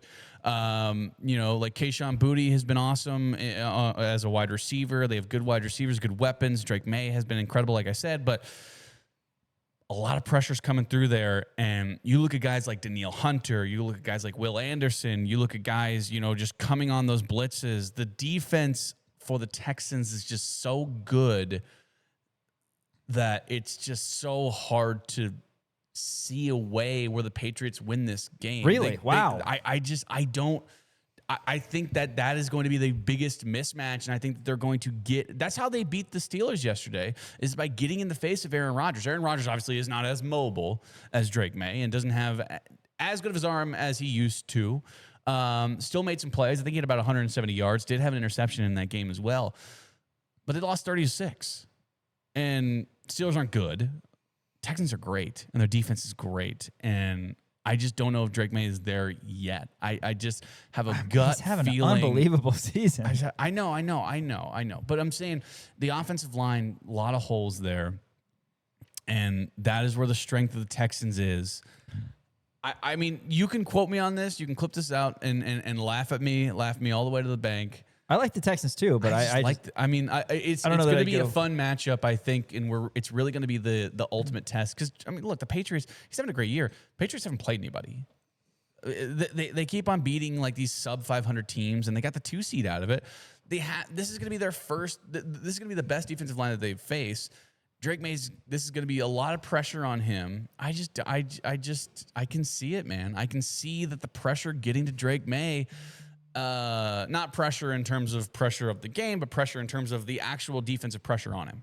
Well, we don't have time to dive into every game right now, but Broncos-Bills is the other in the AFC. Broncos, kind of a dose of reality. I hope they've enjoyed their 1 seed, the AFC West Championship, but now you got the Bills coming to town, and the Broncos are only 1.5-point favorites. Yeah. That's not going to be comfortable for the Broncos. Well, the Bills don't have any wide receivers really to throw. I mean, their wide receiver situation is so weird that the Broncos are really good. Bo Nix has been fantastic this year. They're also coming off a bye, which is good. The Bills won a tough one against the Jags, but that's going to be a fun game as well. It's going to be a lot closer than people I think. like Khalil Shakir. No, he's not a wide receiver 1 or anything, but I do like him. And yeah, that'll be fun at Mile High. I don't know. I think I'm cheering for the Bills just because I hate the Broncos. Sure. And then how about this? It's going to be Seahawks-Niners again. I know. I saw this line and it kind of jumped out to me. We'll have game picks later in the week as well. Niners are plus 7.5. I mean, is that not large? I mean, these teams, divisional rivals, it must be a trap. It must be a trap. Minus 7.5 are the Seahawks with Sam Darnold as their QB. I don't know, man. Seahawks, I mean, Sam Darnold, by the way, talk about a career resurrection that he's had. Just over these past couple of years, I thought he was a complete bust, going to wind up being a journeyman, and all of a sudden he's leading the Seahawks to a 1 seed. Now, is it all Sam Darnold? No, right? A lot of it is coaching. A lot of it is their defense, which is really good. A lot of it is their running attack, which is Zachary Charbonnet as well as Kenneth Walker. I mean, both of those guys having that 1-2 punch has been phenomenal for the Seahawks. I just don't see it either. I mean, that's 7.5. That's just too big of a line. And again, we're not going to give away any game picks right now, but it's going to be an interesting game. Obviously, it's tough to beat a team that you play 3 times in a year, especially in such close quarters. But yeah, I mean, I don't know. Without George Kittle, that just takes another option for the 49ers. The lone remaining quarterback who's won a Super Bowl, quarterbacks the Los Angeles Football Rams, Matt Stafford. They head to Chicago to take on the Chicago Football Bears, who are the 2 seed. Bears coming off an emotional comeback win. They were down 21-3 at the break. Rams are road favorites at minus 3.5. How do you see this one going down? Bears look good, man. I mean, down the stretch, they were bad, right? They were bad in the first 3 quarters of that game against the Packers, and they figured it out, scored 24 points in the 4th quarter. Caleb Williams looks awesome, and Ben Johnson has done such an unbelievable job with that team, especially in his first year there. Rams are good, though. I mean, you can't take anything away from them. Obviously, Sean McVay is a fantastic coach. Matt Stafford's still got that juice in him, man. This is going to be. I mean, this might be the game of the playoffs. I think. No, I guess Super Bowl. Sure, fine, whatever. But this is going to be such a tough game for both of these squads, and I think there's going to be a lot of points scored in this game. Whatever the over/under is, give me that over, because I think Caleb Williams is going to go crazy. DJ Moore is going to have a big game. Roma Dunze is going to have a big game. Watch out for Puka Nacua as well as their running backs as well. Just going to be so much fun. A lot of points scored in this one. Yeah, it's kind of fun seeing the Bears in there. Like, I don't really know how I feel. I got a buddy who's a Bears fan, and they just have been so bad for so long. But yeah, that'll be a fun one. Again, the Saturday games are Broncos Bills at 3:30. How about that to kick off the divisional round weekend? And then Seahawks Niners at 7. Broncos Bills on CBS, Seahawks Niners on Fox. And the Sunday games, Patriots Texans at 2, Bears Rams at 5:30 to decide the conference championships matchups. After this, we're talking Big 12 basketball. Of course, KU Iowa State tonight. Maybe one final word on that. And then a few game picks as well. Rock Chalk Sports rolls on ESPN Kansas City and KansasNation.com. Really appreciate our partnership with Game Day Men's Health. Lawrence, Mitch Bales, Sam Abrams, that entire team over there, we are big fans of, and they can make you feel comfortable. That's a really important thing. Dan will tell you a little bit more about them, but certainly as we get older, it's important to get ourselves checked out, make sure that everything's working, and make sure that you have high energy and feel like you did when you were a little bit younger. Yeah, it's a plush man cave-like setting over there at Game Day Men's Health. That white coat phobia is real, guys, and you just need to go get yourselves checked out. I know guys like to push things off until the very end. I'm like that too, but go get yourselves checked out. The first visit is 100% complimentary. They'll take your blood. They will test everything. If you're good, you're good. If not, they will do everything that they can can to make sure that you're feeling back to 100% and get you back in the game with Game Day Men's Health. So go check them out. Game Day Men's Health here in Lawrence. First visit's free. Why wouldn't you go? Man, look at the Big 12 standings right now. Really impressive what the top 4 teams have done. The only 4 teams who are 3-0. Not major surprises, I would say, given the preseason poll. But combined, Arizona, Iowa State, BYU, and Houston are 62-2. I need to double check this. I believe BYU's loss was to UConn, and Houston's loss was to Tennessee. So those are the only 2 teams that have beaten a top 4 team in the Big 12 right now. The 2-1 teams, UCF, Colorado, maybe a couple surprises there, Texas Tech, and then West Virginia is also 2-1. Kansas is 1-2, along with Oklahoma State, TCU, and Arizona State. And then the bottom feeders right now, no surprise with K-State, Cincinnati, and Utah all being 0-3, but Baylor is 0-3 as well.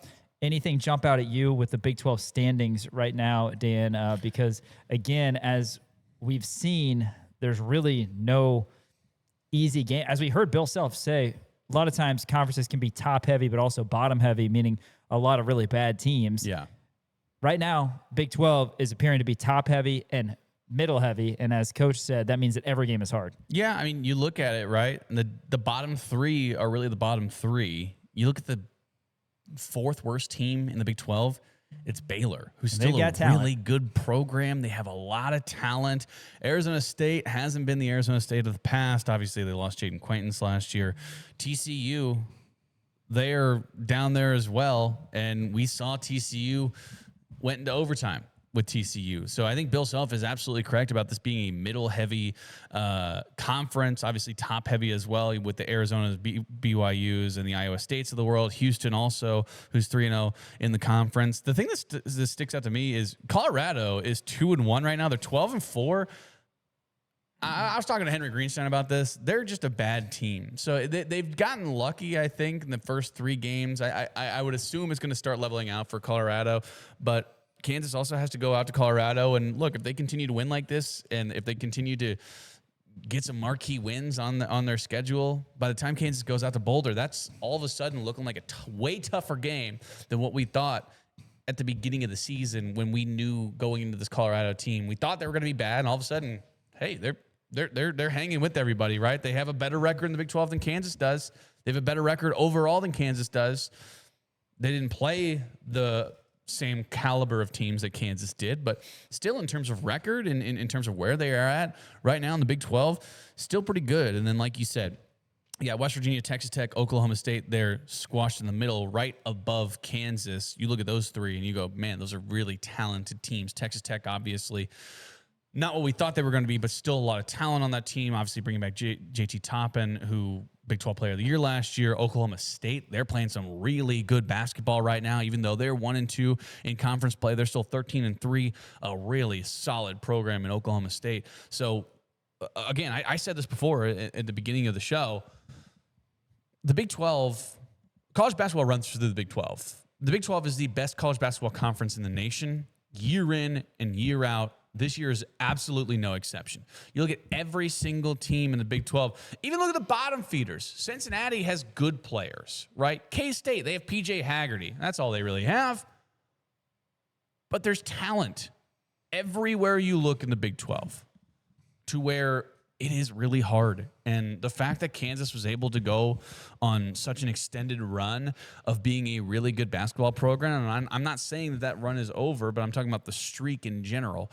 And then moving on into this season, you have NBA talent guys on your roster in Kansas, and you're still losing kind of in heartbreaking fashion. So Big 12 overall is the best college basketball conference in America. Yes, last year it wasn't. Last year was SEC.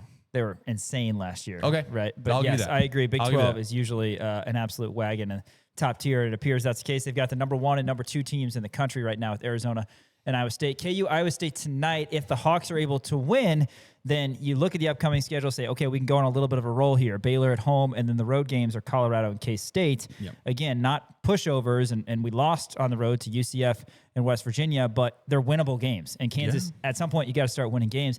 If they lose tonight, it's going to feel like the end of the world, no doubt, but it's not realistically going to be because it is only January 13th. We've said all along, and now we're dealing with those growing pains, that Kansas is going to deal with some of these growing pains. And certainly when you didn't have Peterson healthy and non-con, that was a thing as well that you're unfortunately having to adjust to. So we'll see a huge one tonight. Hopefully Kansas can get it done. Expect a great crowd at Fog Allen. Really quick, some lightning round game picks just for the Big 12 games tonight, Dan.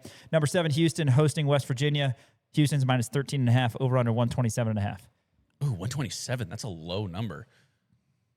I kind of want to take the over in that, but also I'm a little scared to. Give me West Virginia to cover that. I like the 13.5 is a lot. West Virginia is a good team. Oklahoma State hosting Baylor, minus 1.5. Are the Pokes at home, over under 166.5. Yeah, like I said, Oklahoma State's playing some good ball. Now Baylor's they're back in a corner right now. They got to crawl their way back. That's gonna be a fun game. I still think Oklahoma State comes out on top, and Baylor continues to fall in the Big 12. KU underdogs at Allen Fieldhouse. Don't see that too often. They're plus 3.5 against number 2 Iowa State, over under 151.5. KU wins. KU covers. Dan Corright special. All right. Dan has been 0-3 when he said that in the past. Hopefully that changes tonight. For Elijah Schmidt running the operations and Dan Courtwright, Sean Kellerman saying stay tuned to KansasNation.com for KU Iowa State coverage, and we'll catch you tomorrow on Rock Chalk Sports 4 to 6. KansasNation.com, ESPN.